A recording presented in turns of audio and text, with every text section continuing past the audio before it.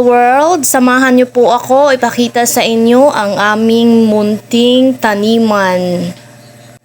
Tanim po pala tayo ng bell pepper o kaya tinatawag na atsal dito sa amin. Yung sukat nito ay mga 1/4 hectare, ganon. Ayan ang umpisa namin. Ayan. Ito po pala ay throwback na po. Ito po ay naganap noong November 2020, panahon ng pandemya. Ito yung ginawa namin, nag-garden po kami, pamilya. Tulungan po kaming lahat dito guys kasi malaki-laki to, ang hirap nito. Ang hirap lang po dito kasi mano-mano yung paggawa, mano-mano yung pagtanim, talagang tao talaga yung nagtatanim, tapos pagdidilig ng tubig, talagang nag-iigib kami, ganyan. Tapos medyo nakakapagod talaga kasi medyo matirik yung parang yung pababa yung lupa niya. Tapos pag nagdidilig kami, paakyat kami, tapos kuha na naman ng tubig sa baba. Ganun kahirap guys, pero nakasurvive kami niyan.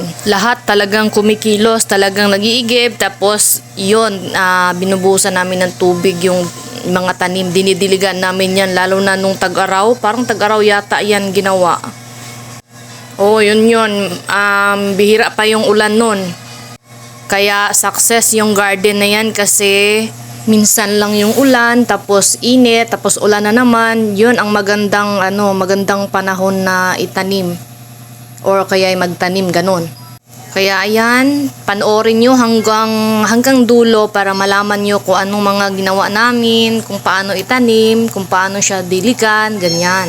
Sobrang matrabaho siya pero worth it naman. Kasi talagang malaking kitaan nito guys. Nilalagyan pala namin ng abono yan yung mga tanim namin na atsal guys o kaya bell pepper. Nilalagyan namin ng, alam nyo yung tangkay ng palay. Yun ang nilalagay namin nilalagay namin dyan pang abono yun dyan. Pampataba ng tanim namin. Para maganda yung pagtubo niya. Kaya yan ang sinasabi ko sa inyo na matrabaho talaga siya. Kailangan talaga ng sipag at tiyaga, ganun.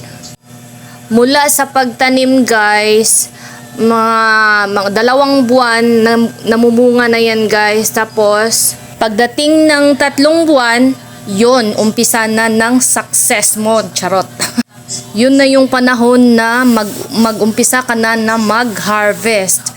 Tapos yung pag-harvest nito guys, kada 3 araw o kaya 4 na araw, yan, marami ka nang ma-harvest niyan guys.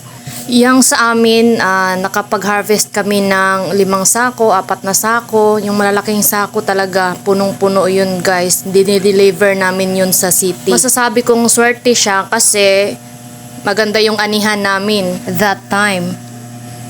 Kaya success sa huli. At ayun lang po, maraming salamat sa panunood.